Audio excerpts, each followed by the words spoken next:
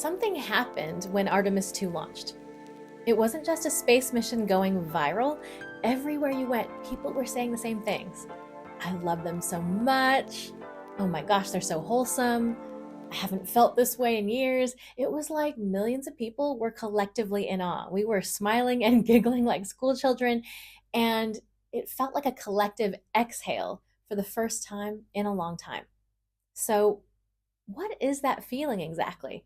Why is Artemis 2 such a phenomenon? And what's the psychology behind why we're all craving it right now and what it says about the world we're living in? Today, we're going to talk about two cultural phenomena you've probably already been consuming without knowing their names: Hopecore and competency porn. We're going to talk about why you're obsessed with this content, what it tells you about your own mental health, and what the psychology of hope says about how to get more of it, even when the world feels like it's run by a bunch of insecure children. By the end of this episode, you'll walk away with a completely different understanding about the role hope plays in your mental health, and you'll get some real tools for how to cultivate more of it. I'm Dr. Therese, and this is Checking In, the podcast for high-achieving women, perfectionists, and eldest daughters who want to stop just surviving and start creating lives you never need to escape from.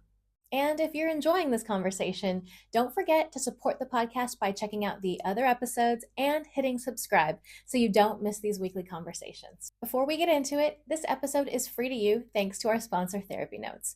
If you're a therapist who ends the day feeling like you spent more time on paperwork than on your actual clients, they built something that's going to make your life a whole lot easier. More on that in a bit.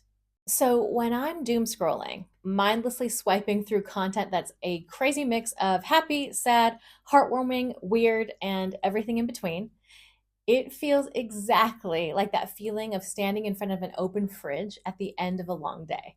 I'm just convinced there's something in there that's going to make me feel better. I can literally feel the need for dopamine pulsing through my body. I open the apps, stare, close them, and open them again 10 seconds later.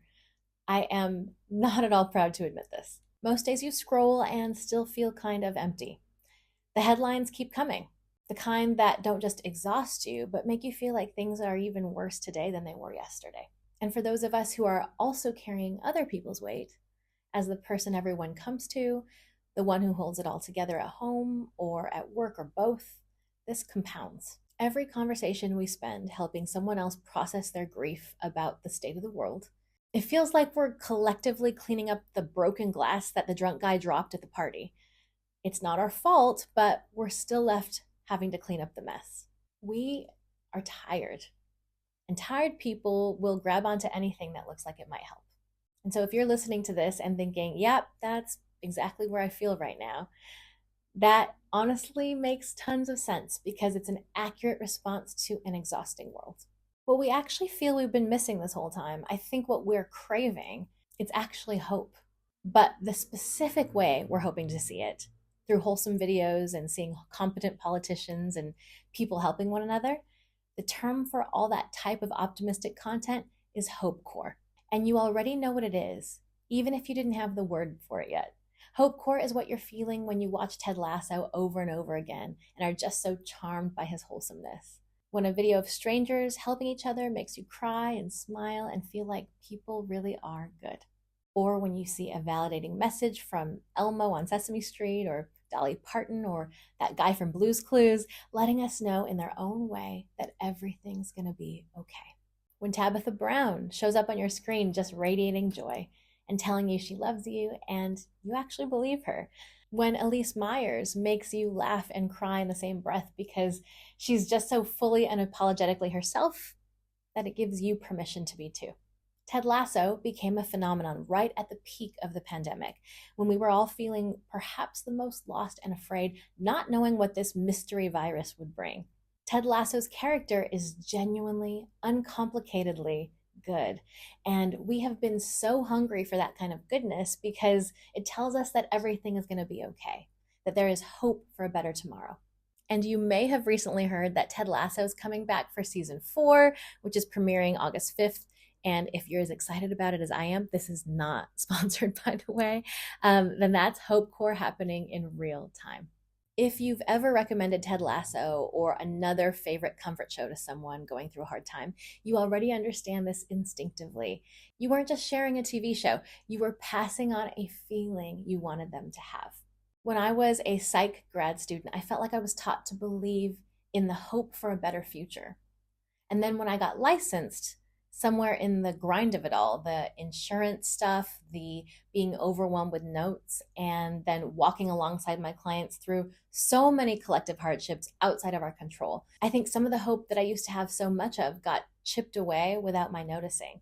And watching Ted Lasso felt like someone handing that hope back to me, reminding me that hope still exists. Psychologist Jonathan Haidt had a name for exactly what you're feeling when Hopecore hits you. He calls it elevation, a specific emotional state triggered by witnessing moral beauty or human excellence. It produces a physical warmth, a feeling of wanting to be better, a pull toward connection and generosity. Studies show that people who experience elevation are measurably more likely to help others and act on their own values in the hours afterward. So when Hopecore makes you feel something, your nervous system is responding to a genuine encounter with human goodness, and it's doing something real to you. And then there's Artemis 2, which takes Hopecore and it doubles down, because those astronauts and that mission weren't just wholesome, they gave us hope and combined it with something that made it even better: competent leadership. And in a world where competency feels increasingly rare, people being excellent hits different. In fact, it's so satisfying seeing people doing things well. It's become an entirely separate category of content we now call competency porn.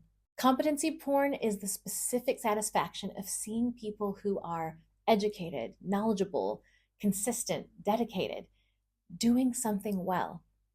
And watching them do it feels almost like a physical relief, like a turn on. And this hits especially hard when so much of what we're watching in positions of power looks nothing like that. Watching Artemis 2 reminded us of something simple. We just missed good people doing things well. So when I was little, I'd go to the Orange County Fair. And you go for the crazy food like the deep fried Oreos and the ginormous turkey legs, but you'd also go for the rides. And the rides had like death defying drops that seemed like they were just one loose bolt away from causing serious injury. And they were always operated by these like sketchy gum chewing teenagers, which probably made it even more exciting at the time. But unfortunately, these days it's not the ride that feels death defying. It's our everyday lives. And the gum chewing teenagers are the leaders of the free world. If you've been unexpectedly emotional watching the Artemis 2 crew, or you can't stop sending Tabitha Brown videos to your friends, or you've rewatched Ted Lasso more times than you'd like to admit, something in you is dying to feel hope again. When genuinely optimistic news feels harder to come by than it used to, feeling hopeful about the future takes real effort. The world we're living in makes hope harder to access than it should be, and most of us are feeling that whether we have the words for it or not. The good news, at least, is that hope is something you can actually cultivate, not just wait around for. If you're a high achiever, a perfectionist, someone who takes follow through seriously, there's a reason competency porn hits you differently than it hits other people. When you're someone who keeps your promises, who holds yourself to a standard, who cares about the quality of your work, the incompetence around you doesn't just frustrate you, it feels like injustice, and that is disorienting. It makes you feel like maybe you're the crazy one for still believing that standards matter. You've spent years showing up and doing what you said you'd do, while watching the culture enthusiastically reward the opposite. And that's exactly why watching Artemis 2, or a surgeon who explains every step, or a teacher who actually loves their students, why it's so comforting. Because it's validating, it's proof that mastery is real, and your standards were never the problem. What does it say about us that a fictional football coach became the most beloved television character during the pandemic? That when Tabitha Brown posts a video talking directly to the camera, talking to us, telling us in her warm, unhurried way that it's going to be okay, and that today is a good day to choose peace, millions of us exhale like we've been holding our breath for months. I think it says that we've been starved.